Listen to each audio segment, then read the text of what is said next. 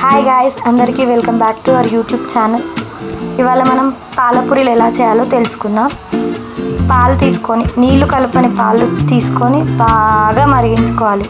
కనీసం 1 లీటర్ పాలు 1/2 లీటర్ అవ్వాలి, అంత మరిగించుకోవాలి. అప్పుడే మనకి మంచిగా క్రీమీ అవుతుంది. దాంట్లో మంచిగా షుగర్ వేసుకోవాలి, మీ టేస్ట్కి తగ్గట్టు. షుగర్ కొంచెం ఎక్కువ స్వీట్ తినే వాళ్ళు ఎక్కువ, తక్కువ స్వీట్ తినే వాళ్ళు తక్కువ వేసుకొని షుగర్ అంతా కరిగేలాగా మంచిగా కలుపుకుంటూ మరిగించుకోండి. పాలు మంచిగా మరుగుతుంటాయి. ఈ మరిగే పాలల్లో ఒక 2-3 ఇలాచీలు దంచి పెట్టుకొని పాలు మరుగుతుంటే ఇలాచీలు దాంట్లో వేసేయండి.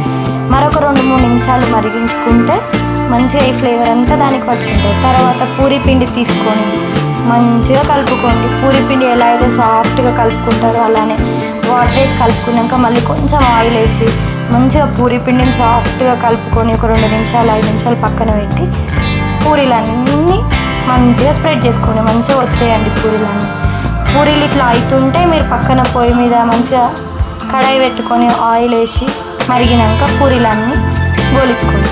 చూడండి పూరీలు ఎంత బాగా పొంగుతున్నాయో.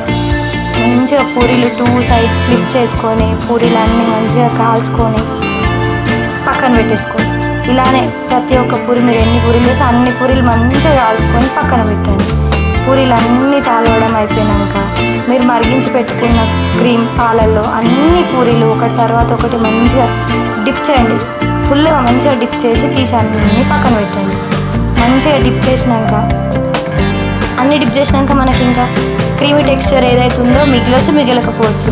ఆ మిగిలిన టెక్స్చర్ని మొత్తం ఆ క్రీమ్ అంతా పూరీల మీద స్ప్రెడ్ చేయండి. స్ప్రెడ్ చేసినాక చూడండి, చాలా యమ్మీ, చాలా టేస్టీగా ఉంటుంది.